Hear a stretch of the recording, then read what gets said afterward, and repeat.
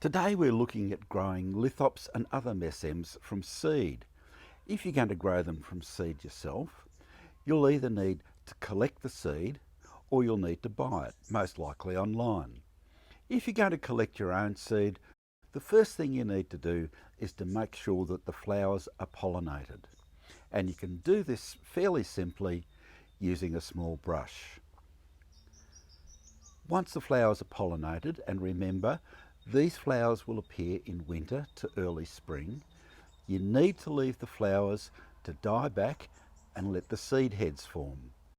The seed heads will form and be ripe and ready to pick by mid to late summer. In nature, what would happen is that the rains would come at the end of summer and the seed heads, once they're hit by the rain, open up really quickly and disperse the seed. So you don't want that to happen if you're going to collect the seed. You need to keep them dry. Once you've collected the seed heads, you're ready to start the process of sowing the seeds. And the best time to do that is probably in autumn or fall, as this is what would happen naturally. James Lucas from Succulents Australia is going to show us his process for growing lithops and other mesembs from seed. And in this particular case, we're going to be sowing a lithops hybrid. It's called Dinterops, which is a hybrid between lithops and Dinteranthus. Alright, these are Dinterops seeds, which are actually Dinteranthus cross lithops. Now if you look at those red lines down there, that's all the seed in there. When you open them up, this is what you do, and this is what we're exposing. So we're actually going to plant these Dinterops. It's a really tough plant, but a really nice one too. So the idea is we break these pods up a little bit.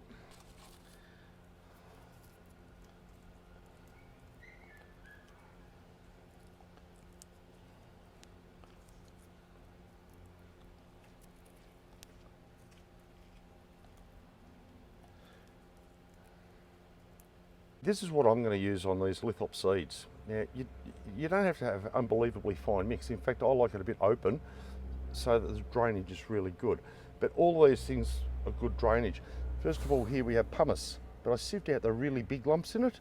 This is our potting mix, which is basically pine bark and 2 grades of sand. Now, this is some fine gravel. This comes from a friend of mine. It's got a bit of humus in it, but it's basically really fine gravel and sand. Alright, so we're going to blend these 3 together and this will make our mix.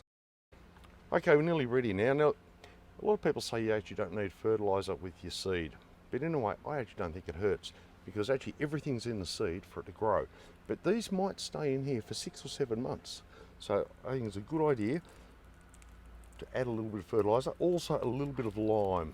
You can see there's not a lot in there, just a little bit. Alright, now we're going to top all these off with just a little bit more.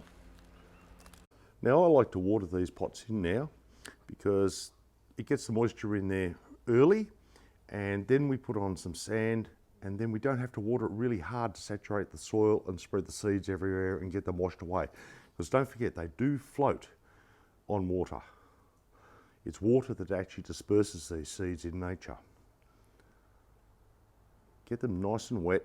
Take a couple of goes to get the water in there. Now we're using 3mm gravel.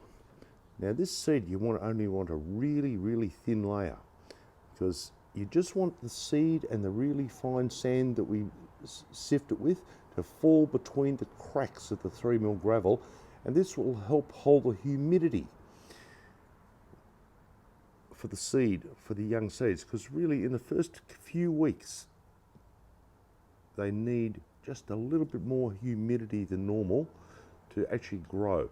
And lithops in nature will grow between cracks in rocks as a whole. Now we use this really fine wash river sand to mix with the seed. It's really used as a spreader. You don't really need it. It's really difficult to spread powder fine seed evenly across a given area. So to spread it out, we mix the seed with this really fine washed river sand, and it's not beach sand either, by the way, it's not salt, so it gives us an opportunity to spread it out over the top of the 3mm gravel. And you can sort of see it sort of sits on top, and it's the water that washes it in, and you just want to do one watering over the top to wash it in between the gravel. and then what will happen is the seed will sit on the flattened surface of the watered soil, and it will begin to grow. And within 5 to 10 days, you'll start to see seedlings coming up from in amongst the gravel. See, just a little brief watering, that's it, no more. Just enough to wash it in. And now this is ready to go into the glass house, and we cover it with glass, and that keeps the humidity on it. Right, this is the glass that we cover with, and you can see in here, these are about 2 or 3 month old plants coming up here. And what I do now is I take off the glass for a period of time, then put it back on, because it just shelters them and keeps the humidity a little high. To date, we've had no fungal issues with this type of thing, but they grow very quickly under there. But some people say you only need it for a week or two, and it stops the wind blowing around and drying them out. And you'll notice the droplets will form underneath the glass. When the droplets are there in full, you know it's really humid. When they start to dry out, the droplets get much smaller. That's when it's time to lift the glass and spritz them or mist them with your mister, and give them a really good mist to get the water down into the pot around the root system. This is our spritz gun or our misting gun, and we use this for watering when the plants are really young and you don't want to wash them and disturb them too much by heavy watering, and this is sort of how you do it. You'll give them a couple of goes, and you can see just a bit of moisture running off the pebbles now. That'll run down around the roots. That's all you need. And then you put the glass back on when you finish this, and it just keeps the moisture level up high and really helps your plants to grow. It's essential, actually. You don't want them drying out too much. Later on, after a month, 2 months, the glass is off. You water them normally, but lightly, with just your normal watering of other plants around the nursery. Now, when they're young, I reckon they only need about 50% light. We grow them under lights, actually initially, and that represents about 50% of light.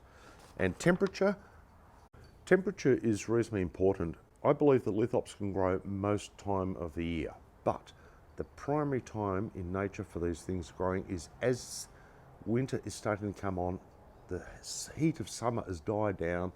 They generally germinate in autumn and grow over the winter months, and they'll go right through into spring. Then they're inclined to rest and go dormant over the summer months. Now, you can grow these all year round. You do get new roots on them if you give them a little extra water, but always ease back on the water over the summer months, and their main growing period is really in autumn, winter, and the early part of spring. These young lithops seedlings will be ready to prick out and pot up between 6 and 12 months, depending on the species. Some species are slower growing than others and also much smaller. Some of them, like Orcampiae, Leslieii, really quite big and vigorous. They will outperform the slower growing ones by 2 at least. You know, in 6 to 8 months, you can get one about 1.2 centimetres, 1.3 centimetres wide, whereas some of the really smaller growing varieties might only be just several mil wide. Now, I'd like to show you a couple of things I've come recently across. This is a really new publication by Pieter, and I'm not going to try the Polish name down here, it's really too hard for me, but it's How to Grow Lithops and Other Living Stone Plants. This has got a lot of really interesting details on soil mixes, how to grow it, particularly for Europe, but it's no different. Turn the seasons around for the Southern Hemisphere.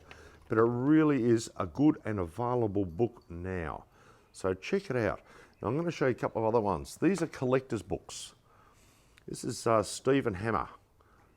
That's his, very hard to get now, but that's his anthology on all the different lithops, and I think there's a couple of species that he has described himself. Now, the real Bible of lithops is by Desmond Cole. Now, the majority of the lithops that we know in the Western world have a C number, and this is by Desmond Cole and Noreen, his wife, and they work together. This is nearly a lifetime's work and information putting this book together. Again, a collector's book, really hard to find, but for a real enthusiast, it is out there if you hunt around.